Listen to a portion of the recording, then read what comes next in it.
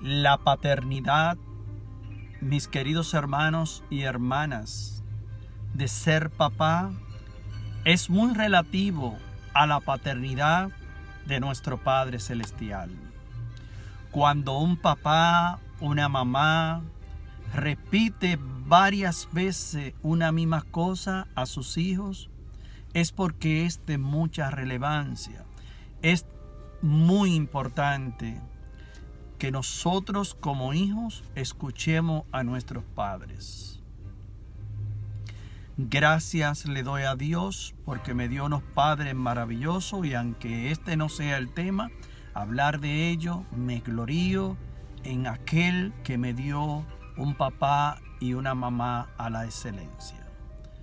Quiera Dios que nosotros como hijos, aquellos que todavía tienen a sus padres vivos, puedan escucharlo, porque de lo contrario nosotros estaríamos cayendo en el abismo de la desobediencia, y no nos irá bien, no irá mal, porque si no escuchamos esa voz, que es al mismo tiempo la voz de Dios, a ellos que Dios nos lo ha dado como el medio para guiarnos por el camino del bien o por el bien común, más bien nosotros vamos a terminar muriendo en nuestros pecados, o más bien en nuestra desobediencia.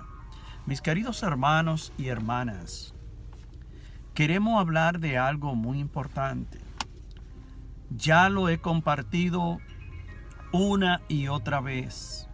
Cuando el Señor en su Hijo Jesús nos habla de cualquier cosa que encontramos en los sagrados textos más de una vez y aún 3 veces, es porque es de mucha relevancia. Y sería trágico nosotros no acoger la palabra de nuestro Padre Celestial en nuestro Señor Jesucristo. Por ejemplo, cuando nosotros abrimos el Evangelio según San Juan, en el capítulo 8, ahí nosotros nos vamos a encontrar con un diálogo que Jesús sostiene con los judíos, donde le habla 3 veces de algo muy grave. Por ejemplo, cuando abrimos el capítulo 8 de Juan, en el verso 21, ahí encontramos la primera amonestación que Jesús le hace a los judíos, cuando dice el Señor: y morirán en pecado. Palabra de Dios. ¿Qué es morir en pecado? Esto realmente conlleva una explicación.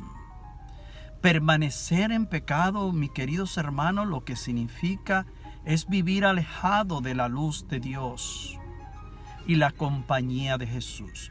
Por eso nosotros de introducción, cuando leemos este Evangelio de Juan, que le invito a que lo lean, es muy importante entender estas palabras que Jesús comienza diciendo: y morirán en pecado, palabra de Dios. Y cuando continuamos leyendo en el verso 24, en el mismo Evangelio, Jesús de nuevo vuelve a repetir las mismas palabras. Ya les he dicho, morirán en sus pecados. Palabra de Dios. 2 veces ya Jesús repite la misma advertencia. ¿Y qué es una vez más? Que morirán en sus pecados. Esto significa, mis queridos hermanos, negar a Jesús, no reconocer al Hijo de Dios en su misión, y más bien significa morir fuera de la gracia y la amistad de Dios. Creo que si hay una tragedia espiritual, es nosotros desobedecer, no escuchar a Dios y seguir permaneciendo, perseverando en el pecado. Y de nuevo vuelve el Señor y les repite de nuevo la misma amonestación en el verso 24. Porque si no creen que yo soy, morirán en sus pecados. Palabra de Dios. Aquí tenemos 3 veces cuando Jesús repite las mismas palabras. Morirán en sus pecados. Verso nosotros entendemos por esta parte, si no acuñamos lo que es la fe, si no acogemos la fe para agradar a Dios en su palabra que nos ha manifestado en su Hijo Jesús, todos los que lleguemos a desobedecer lo que es el plan de Dios, terminaremos muriendo en esta tragedia miserable de lo que es el pecado. Mis queridos hermanos y hermanas, cuando nosotros leemos la cita del verso 30, 8:30, ahí nosotros, al terminar este discurso de Jesús, nos encontramos con una buena noticia al final de este diálogo interactivo que Jesús tiene con los judíos, amonestándole y enseñándole, donde Él le habla muy claro: ahora me voy, me buscaréis y moriréis en vuestros pecados. Creo que si hay unas palabras graves que nosotros deberíamos de ponerle mucha atención, es a esta amonestación que nuestro Padre Celestial nos hace en nuestro Señor Jesucristo. Y me gusta la buena noticia que se destaca en el verso 30, cuando el Señor nos dice: al hablar así, muchos creyeron en él. Palabras de Dios. Es decir, mis queridos hermanos y hermanas, que en este diálogo interactivo, en este llamado, en esta advertencia tan grave que Jesús le hace a los judíos, al final de este diálogo, por lo menos muchos creyeron en él. Que todos creyeron en él, no, pero muchos creyeron en él, como lo pone por manifiesto la palabra de Dios. Así nos pasa a nosotros como evangelizadores, como predicadores, como catequistas, como facilitadores de la palabra de Dios, que nos invitan a predicar a un retiro, nos invitan para ir a un hogar, para ir a anunciar el reino de Dios. Y puede ser que allí hayan varias personas, pero nosotros no nos podemos ilusionar que todos van a creer. Y quiera Dios que todos terminen creyendo. Y que todos terminen comprendiendo que hemos sido llamados para vivir en la santidad y en la perfección, no en el pecado. Porque si permanecemos en el pecado y no salimos del pecado, vamos a morir en lo que es fuera de la gracia de Dios, fuera de la comunión plena de Dios, más bien en un lenguaje diáfano y claro. El pecado, como ya hicimos mención de introducción, nos lleva a vivir lejos de la luz de nuestro Salvador, nuestro Señor Jesucristo, fuera de la compañía de Jesús.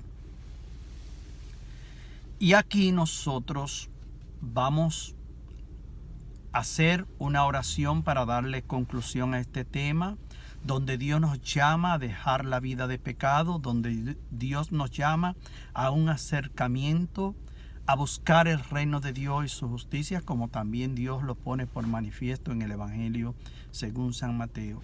Y me gusta muchísimo orar con este versículo, que lo podemos leer en el mismo contexto del versículo 36, cuando Jesús nos dice: si pues el Hijo les da la libertad, serán libres. Palabra de Dios. Mis queridos hermanos y hermanas, nosotros le pedimos al Señor, en esta enseñanza que hemos compartido, que nos inunde de su luz y que nos llene de su amor, y que nos haga reconocer nuestros crímenes y pecados y nuestras bajezas y nuestras miserias, y que comencemos desde ya a cancelar todo pecado, a sacar todo lo malo. Sí, Señor, te lo pedimos. Somos tus hijos, no nos consideramos perfectos. Nos consideramos personas frágiles, que hemos sido heridos por la tragedia del pecado. Que somos hijos de la maldición, de ese primer pecado que cometieron nuestros primeros padres.